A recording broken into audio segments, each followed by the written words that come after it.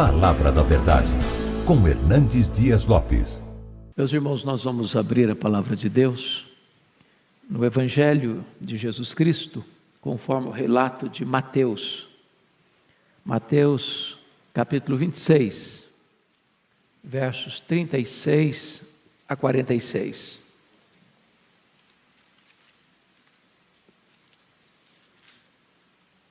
Mateus 26, 36 a 46.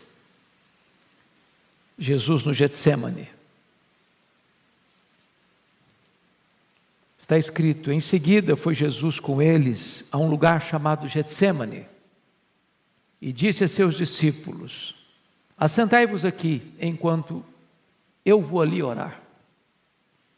E levando consigo a Pedro e aos 2 filhos de Zebedeu, começou a entristecer-se e a angustiar-se. Então lhes disse: a minha alma está profundamente triste até a morte. Ficai aqui e vigiai comigo. Adiantando-se um pouco, prostrou-se sobre o seu rosto, orando e dizendo: meu Pai, se possível, passe de mim este cálice. Todavia, não seja como eu quero, e sim como tu queres. E voltando para os discípulos, achou-os dormindo, e disse a Pedro: então nem uma hora pudestes vós vigiar comigo? Vigiai e orai, para que não entreis em tentação. O espírito, na verdade, está pronto, mas a carne é fraca. Tornando a retirar-se, orou de novo, dizendo: meu Pai, se não é possível passar de mim este cálice sem que eu o beba, faça-se a tua vontade. E voltando, achou-os outra vez dormindo, porque os seus olhos estavam pesados.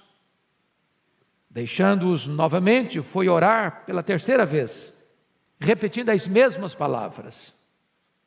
Então voltou para os discípulos e lhes disse: ainda dormis e repousais? Eis que é chegada a hora, e o Filho do Homem está sendo entregue nas mãos dos pecadores. Levantai-vos, vamos! Eis que o traidor se aproxima.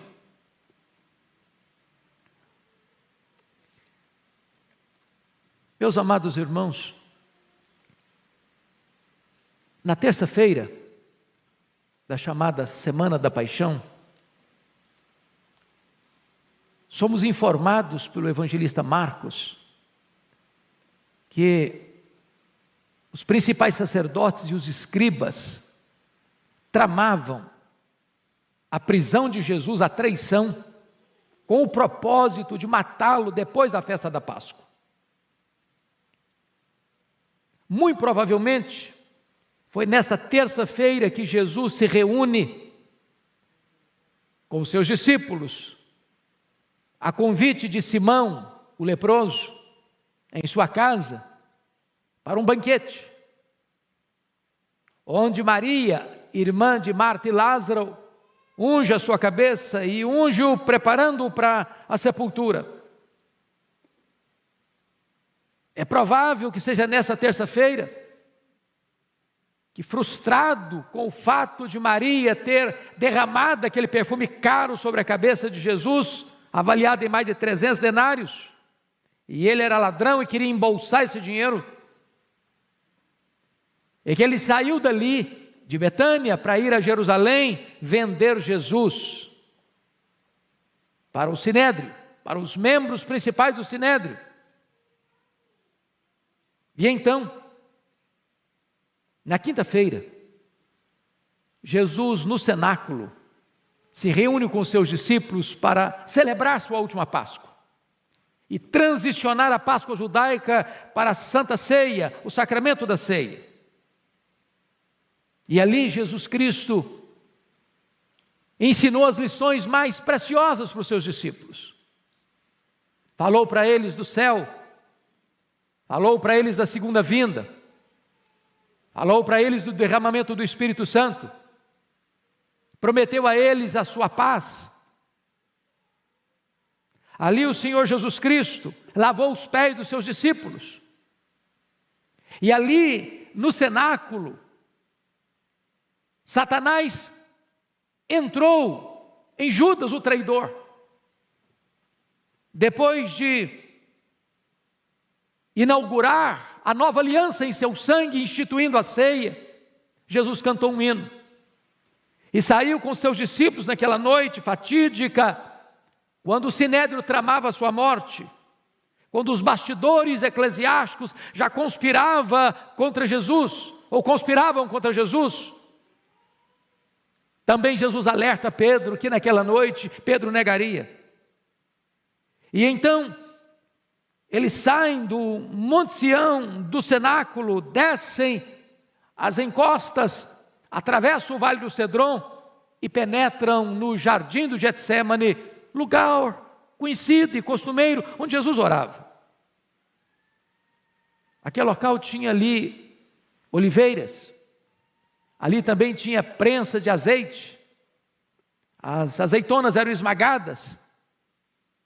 E diz a Escritura que quando Jesus entra nesse jardim para a oração, ele deixa 8 dos seus discípulos para trás e chama Pedro, Tiago e João, diz: vem comigo. E aí ele abre o coração para eles. E aí ele admite para eles a sua angústia, a sua dor, a sua tristeza. E ali Jesus passa por aquilo que nós chamamos do vale mais profundo da dor e do sofrimento, seu Getsemane. À guisa ainda de introdução, eu quero dizer a você que, embora usemos esse texto para retratar o vale da nossa dor, o Getsemane foi único na vida de Jesus. Nenhum ser humano jamais terá condições sequer de entender plenamente o que Jesus enfrentou no Getsemane. Nenhum ser humano jamais vai enfrentar a dor e o sofrimento que Jesus suportou no Getsemane. Por mais atroz que seja a dor, por mais amarga que seja a angústia, por mais dolorosa e prolongada que seja a experiência de sofrimento que você venha a passar, jamais você e eu saberemos o que foi o sofrimento de Jesus. Porque ali não foi apenas um sofrimento físico. Ele estava sendo preparado ali certamente para enfrentar a cruz. Ele sabia dos pregos que haveriam de rasgar as suas mãos, que haveriam de cravar os seus pés. Ele sabia também o sofrimento emocional de ser cuspido pelos homens. Ele sendo o Criador, o Rei da Glória, o Deus bendito eternamente. Ele sabia do seu sofrimento moral de ser crucificado entre 2 ladrões e salteadores, como um criminoso. Mas certamente a dor mais aguda, a dor mais terrível e amarga, que ele chamou de um cálice, passe de mim este cálice, foi a sua dor espiritual. Foi entender que aquele cálice se tratava da terrível e profunda e justa ira de Deus, que devia cair sobre a sua, a minha, a nossa cabeça, e que Jesus toma gota a gota, sorvendo todo aquele cálice da ira de Deus, que devia cair sobre nós. Pois bem, amados, eu gostaria que você olhasse comigo que esta experiência de Jesus retrata para você e para mim hoje as provas que nós enfrentamos nos vales da vida, com essa diferença de proporção. Eu sei que 2020 parece que não acabou. Nós só mudamos o calendário, mas a luta continua, da mesma natureza, com as mesmas preocupações, talvez com reverberações ainda mais densas e pesadas. Eu não sei a história de cada um, mas quando você caminha no meio de uma multidão e às vezes olha aquela multidão passando, indo, vindo, passando, indo e desaparecendo das suas vistas, cada pessoa esconde uma história de dor. Seja um jovem, seja um homem maduro, uma mulher madura, seja uma pessoa de cabelos brancos, ou já com a sua face sulcada de rugas. Há uma dor que lateja, que pulsa. Eu não sei quais são as provas, eu não sei quais são suas dores, eu não sei quais são os seus dramas, eu não sei quais são as suas lutas, eu não sei quais são os seus vales, eu não sei qual é o seu Getsêmani. Mas eu queria hoje, à luz desse texto, olhar com você que tipo de provas nós enfrentamos nesse vale. Primeiramente, olha comigo o verso 38. Enfrentamos a tristeza e a angústia. Chama a sua atenção para o fato de que Jesus, ao entrar no Getsêmani, primeiro admite a sua angústia para si mesmo, no verso 37. E levando consigo a Pedro e aos 2 filhos de Zebedeu, começou a entristecer-se e angustiar-se. Aquela coisa pessoal, particular, do seu quarto fechado, que você não conta para ninguém. É aquele drama que você está vivendo, e só você e Deus sabem. Jesus começa a se angustiar. Ele não abriu o coração ainda. Ele está curtindo essa dor com ele mesmo. Mas em segundo lugar, olha comigo o verso 38. Ele admite a sua dor para os seus discípulos. Então lhes disse: a minha alma está profundamente triste até a morte. Ficai aqui e vigiai comigo. Agora ele conta essa dor não para a multidão, não para os 11 discípulos, porque Judas não está mais. Ele conta esta dor, essa angústia para os 3 mais próximos, Pedro, Tiago e João. Há determinados sofrimentos na nossa vida, irmãos, tão profundos, tão agônicos, tão amargos, que você não tem coragem de contar para os seus colegas. Você só conta para a gente da sua intimidade. Mas notem comigo, no verso 39, Jesus mostra agora esta angústia para o Pai. Adiantando-se um pouco, prostrou-se sobre o seu rosto, orando e dizendo: meu Pai, se possível passe de mim este cálice, todavia não seja como eu quero, e sim como tu queres. Agora ele coloca essa angústia diante do Pai. Ele enfrenta com ele mesmo, conta para os seus discípulos mais próximos, e agora conta para o Pai. Meus amados irmãos, Jesus passou tristezas no seu ministério. Ele ficou triste e chorou com a morte de Lázaro. Ele se entristeceu e chorou quando ele entrou em Jerusalém. Mas agora Jesus está revelando a sua humanidade e evidenciando a sua tristeza no seu Getsêmani. Ele começa a se entristecer. Ele confessa a sua tristeza. Ele chama e clama: se possível passe de mim esse cálice. Ele ora 3 vezes para que isso aconteça. Então eu quero afirmar a você que está aqui hoje, talvez passando por lutas na sua vida, na sua casa, que a tristeza e o sofrimento e a angústia não é uma coisa estranha à vida cristã. Mas talvez você pergunte: por que Jesus estava angustiado? Qual era a causa? Será que era a consciência de que de fato Judas haveria de entregá-lo? Será que era o conhecimento que ele já tinha alertado que Pedro havia de negá-lo? Será que era a realidade que ele mesmo havia dito aos seus discípulos: nesta noite todos vós vos escandalizareis comigo, como está escrito, ferirei o pastor e as ovelhas ficaram dispersas e os seus discípulos o abandonariam? Será que era a consciência prévia de que ele seria preso, porque aquela era a hora das trevas, e o sinédrio, com a sua orquestração, haveria de botar a mão nele e contratar testemunhas falsas para acusá-lo, e cuspir nele e espancá-lo? Será que era a consciência que ele tinha de que ele seria condenado pelo governador romano e ser crucificado, com todas as implicações atrozes dessa execução? E certamente, amados irmãos, não obstante ter o aspecto temporal desse sofrimento, físico desse sofrimento, moral desse sofrimento, o sofrimento de Jesus é eminentemente espiritual. É a certeza de que ali na cruz, ele haveria de dar um grito de desespero: Deus meu, por que me desamparaste? Por que o pai desamparou seu próprio filho na cruz? Descuido? Desamor? Falta de solidariedade? Talvez esteja aqui, irmãos, o maior mistério do quanto Deus nos amou.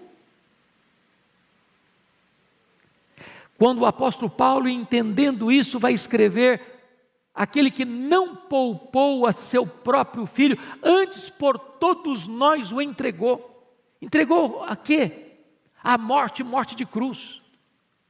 Quando Jesus Cristo se coloca no seu lugar e oferece o seu peito para suportar a espada da lei. Quando a condenação que haveria de vir sobre a sua vida, ele recebe sobre ele mesmo, porque diz a Escritura que ele foi carregando sobre o seu corpo, no madeiro, os nossos pecados, e naquele momento ele foi feito pecado por nós. Não havia beleza nele. Ele foi feito maldição em nosso lugar. O sol escondeu o rosto dele, o pai escondeu o rosto dele, e ele tem completo entendimento do que significa isso: ser apartado do pai, ser separado do pai, e então o pai pune nele o pecado que deveria punir em mim, e então ele bebe este cálice amargo do juízo de Deus, que devia cair sobre a minha cabeça. É por isso que ele está angustiado. Quantas vezes, neste grau humano, você e eu também temos que passar pelo Getsemane da dor, da tristeza, da angústia. E há um momento em que você compartilha com muitos, há um momento que você compartilha com os amigos mais próximos, mas há um momento que você só pode compartilhar com Deus. Mas em segundo lugar, irmãos, Jesus enfrenta, e nós enfrentamos também, o Getsemane, ou o vale da solidão. Da solidão. Diz a Escritura lá em João 6:66, que muita gente já havia abandonado Jesus por causa do seu discurso. Agora em Mateus 26:56, Jesus alerta que os seus próprios discípulos haveriam de abandoná-lo. Mas pior do que tudo isso, foi Jesus suportar o abandono do próprio Pai. Deus meu, por que me abandonaste? Muitas coisas Jesus disse às multidões que o acompanhavam. Outras coisas Jesus disse para os 70. Outras coisas Jesus disse para os 12. Outras coisas ele disse só para os 3 mais achegados. Mas na hora da sua luta mais profunda, quando ele suava sangue, ele estava literalmente sozinho. Você sabe disso. As dores mais fortes que saltam e saltejam e pulam e pulsam na nossa alma são aquelas que nós as enfrentamos nas noites escuras da alma, sem falar para ninguém. Só Deus sabe, só Deus vê, só Deus sonda. É a solidão. Foi o que Paulo sentiu na masmorra mamertina, na antessala do martírio, quando ele diz: todos me abandonaram. E ele disse ainda: na minha primeira defesa ninguém foi a meu favor. É aquele momento da solidão, e Jesus passou, e nós vamos passar também.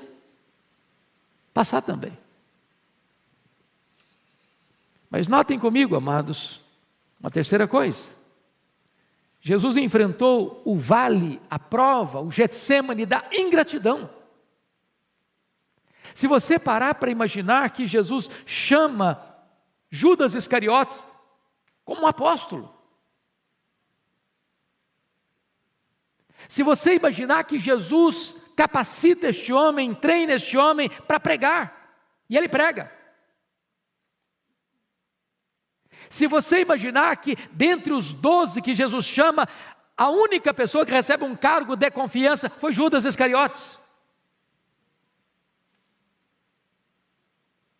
Se você parar para imaginar que até mesmo na hora em que Jesus sabe que Judas é um ladrão, que Judas é do diabo, que Judas vai traí-lo, que Judas já o vendeu para o sinédrio, ainda Jesus lava os seus pés. Se você imaginar que quando Judas capitaneia a turba que vem armada até os dentes para prender Jesus como se ele fosse um perigoso criminoso, e Judas entra para liderar a turba, para dar a senha para que Jesus seja preso, deposita na face santa de Jesus o beijo traidor, e Jesus o chama de amigo.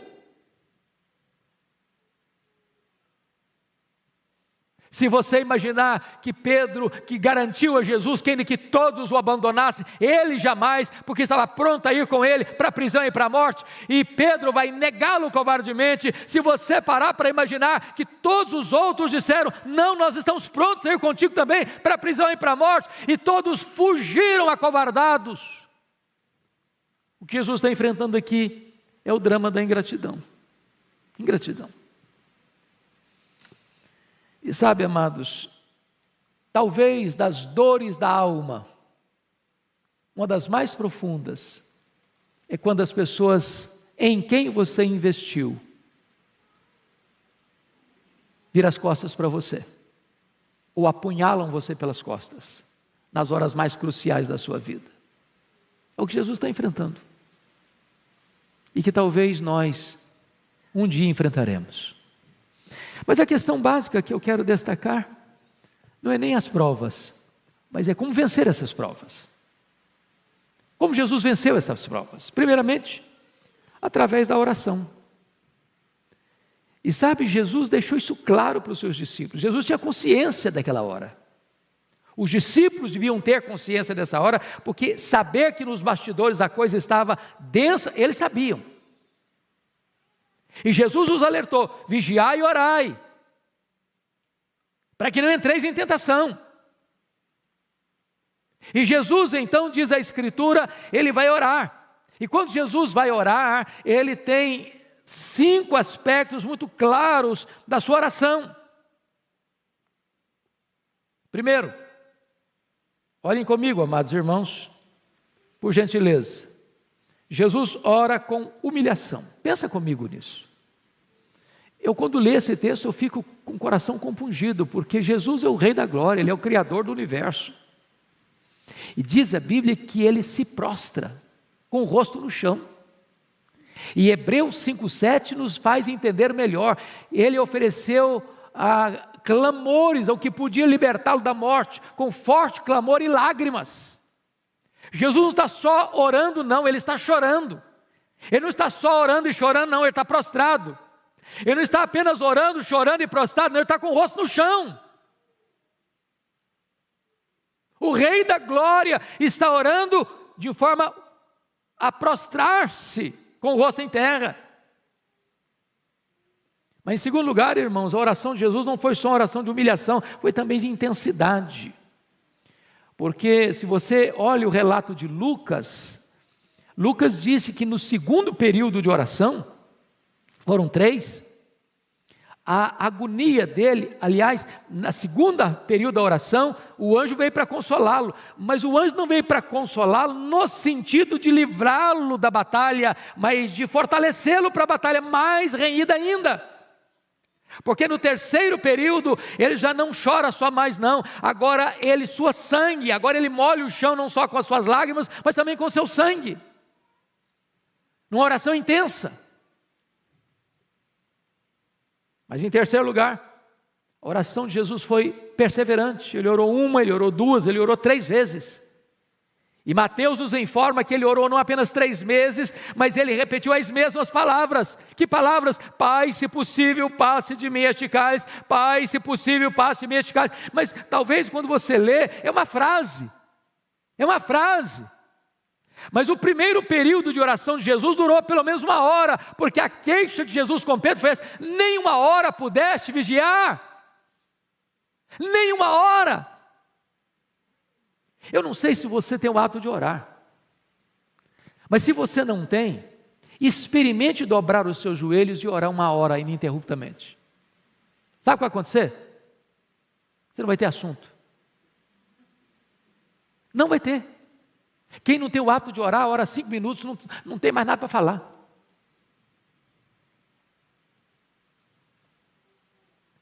Essa frase de Jesus é apenas a síntese do que ele orou, mas foi um derramar da alma, com lágrimas e com sangue, horas a fio.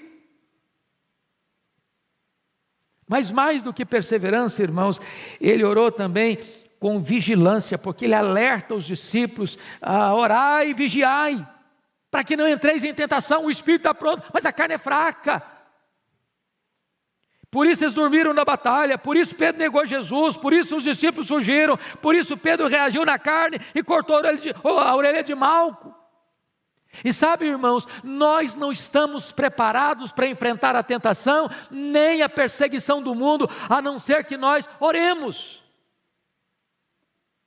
Nós estamos vivendo um tempo difícil, um tempo em que o mundo está completamente rebelado contra Deus, um tempo em que a cristofobia está apertando os cerco em todos os lugares do mundo praticamente, e se a igreja não orar, se a igreja não entender que nós estamos numa batalha espiritual, se a igreja não estiver atenta para enfrentar essa batalha, não com armas carnais, mas com armas poderosas em Deus, nós dormiremos na batalha e nós nos acovardaremos. Mas mais do que isso, irmãos, Jesus orou com submissão. Não seja feita a minha vontade, Pai, mas a tua vontade. Quando os nossos primeiros pais lá no Éden quiseram fazer a vontade deles, não a vontade do Pai, a raça humana caiu.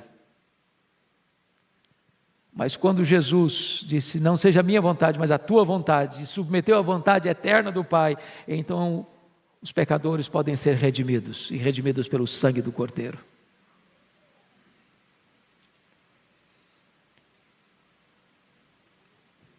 Como é que Jesus enfrentou este vale das provas? Em terceiro lugar, ele enfrenta, meus amados irmãos, com plena, profunda e segura confiança no Pai.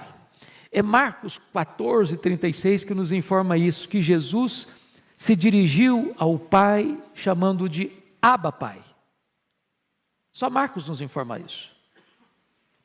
E esta é uma expressão que poderia ser a mesma de um filho pequeno se dirigindo ao seu pai, dizendo papai.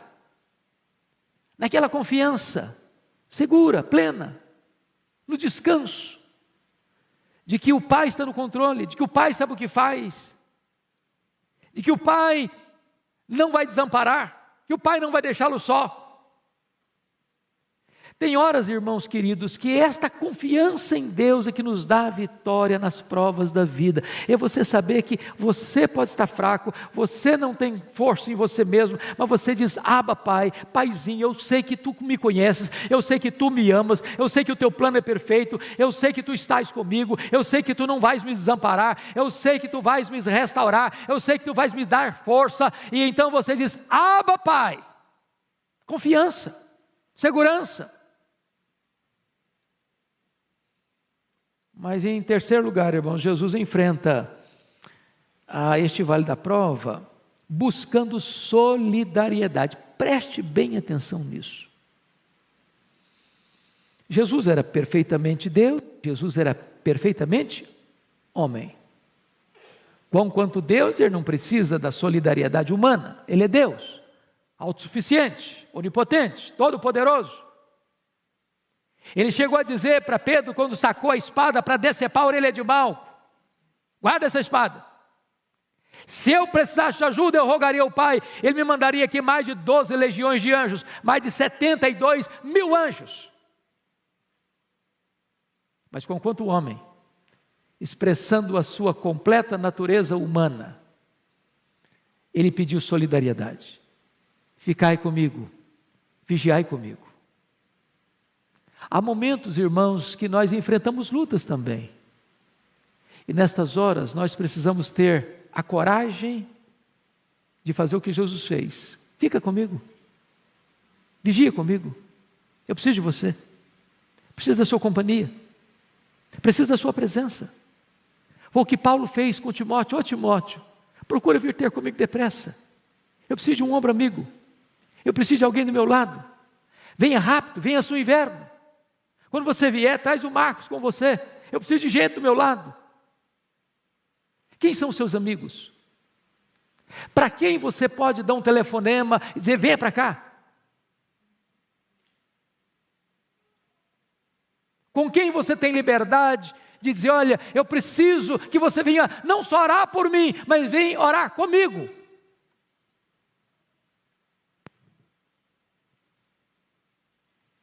Pois bem, amados,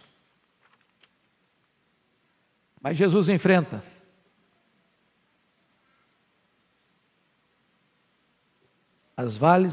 o vale da prova e da dor através da sua coragem. Porque notem comigo, verso 46, Jesus diz para os seus discípulos, levantai-vos, vamos, eis que o traidor se aproxima. Ele não ora para fugir, ele ora para enfrentar. Oração não é método de fuga, oração é capacitação de enfrentamento.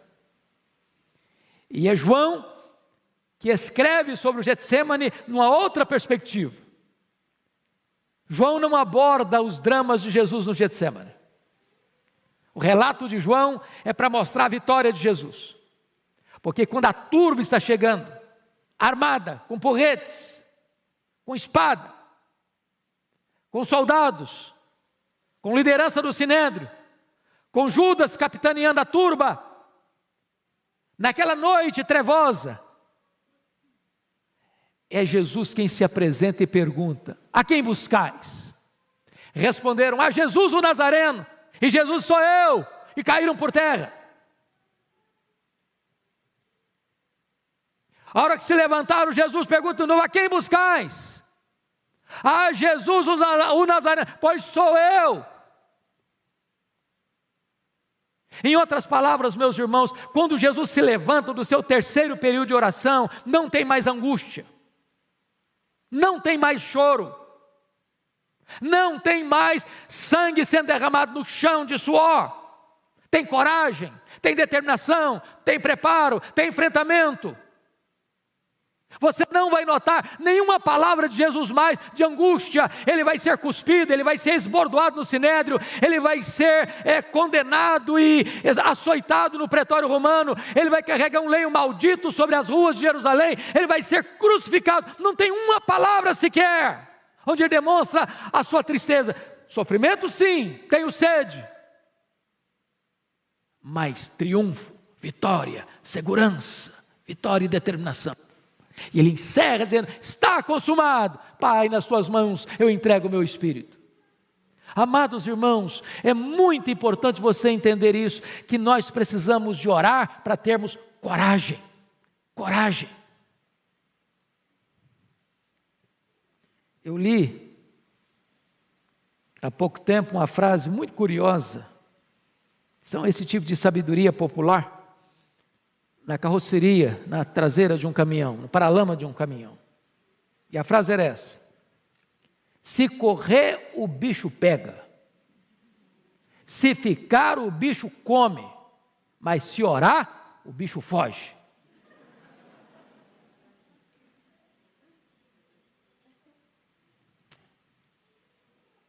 É preciso de orar, queridos. Eu não estou falando de uma oraçãozinha assim, relâmpago, na hora da refeição, nem aquela oração assim de quem já está mais dormindo que acordado. Senhor, até logo, boa noite, eu estou dormindo. Eu estou falando de batalha na oração.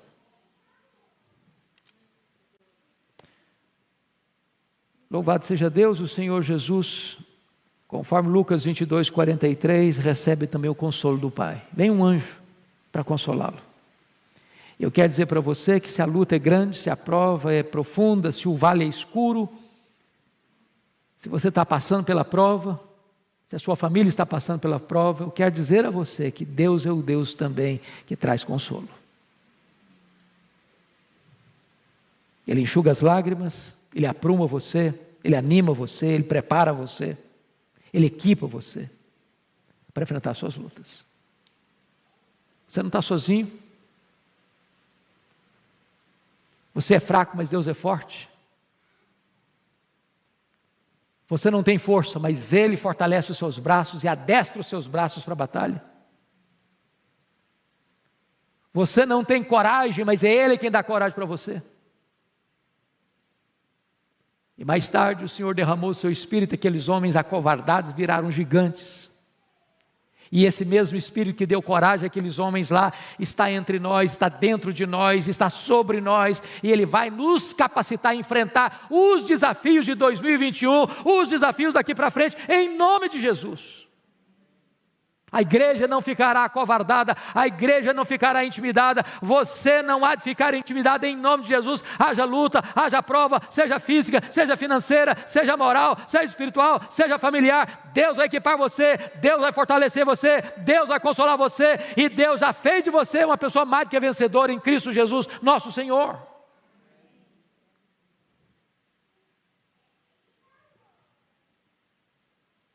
Eu quero concluir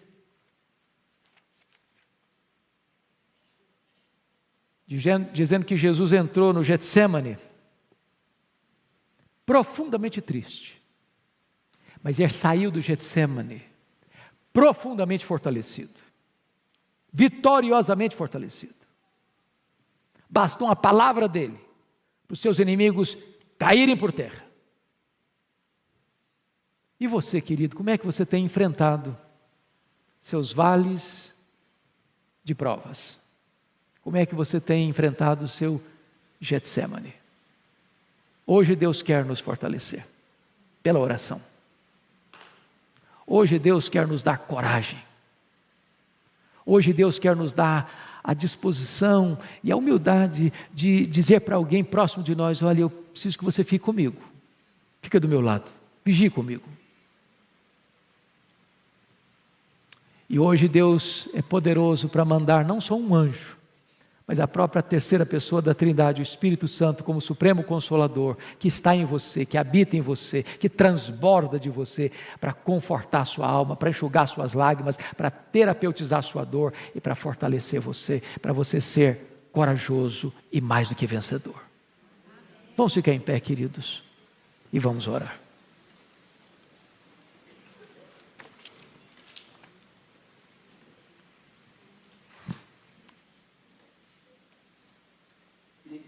E por um instante os seus olhos e trouxesse à sua mente, à sua memória, quais são as lutas que você e a sua família estão enfrentando neste começo de ano. Quais são seus temores? O que é que tem preocupado você, tirado o seu sono?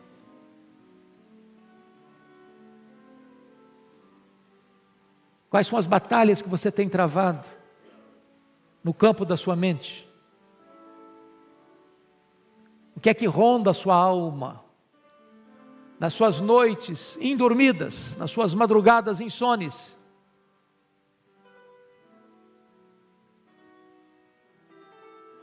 Muito embora nós jamais enfrentaremos um Getsêmani com a mesma natureza daquele que Jesus enfrentou, nós também passamos pelos nossos vales. E como Jesus enfrentou, seus princípios são os mesmos para nos dar vitória. E hoje eu gostaria que você saísse daqui, meu amado irmão, não como alguém acovardado, não como alguém com medo, não como alguém que está anteriormente já derrotado pelas circunstâncias, mas entender uma coisa: o Abba Pai, o seu Pai, está no controle, Ele ama você, Ele cuida de você, Ele sabe o que você está passando, e Ele é poderoso para consolar você e dar vitória a você nessas lutas e nessas provas. Senhor Deus, em nome de Jesus, nós oramos para que Tu tragas consolo para a nossa alma, força, ânimo para o nosso coração. Tu bem conheces as lutas que cada pessoa aqui vive e passa. Aquelas, Deus, que muitas vezes nem sequer são compartilhadas com um amigo mais próximo, mas Tu conheces. Em nome de Jesus, segura firme na nossa mão. Adestra as nossas mãos para a batalha, Senhor. Fortalece a tua igreja. Anima a tua igreja. Ensina-nos, Deus, a orar. Orar e orar. Ensina-nos, Deus, a termos vitórias na oração. Para que ao entrarmos no nosso Getsêmani, embora tristes e abatidos, saiamos dele, Senhor, encorajados e vitoriosos. Abençoa a tua igreja, abençoa o teu povo, aqueles que estão nos acompanhando, Deus, nos diversos lugares do mundo, onde cada um estiver, põe a tua mão de graça, de poder e de restauração. É a nossa oração em nome de Jesus. Amém.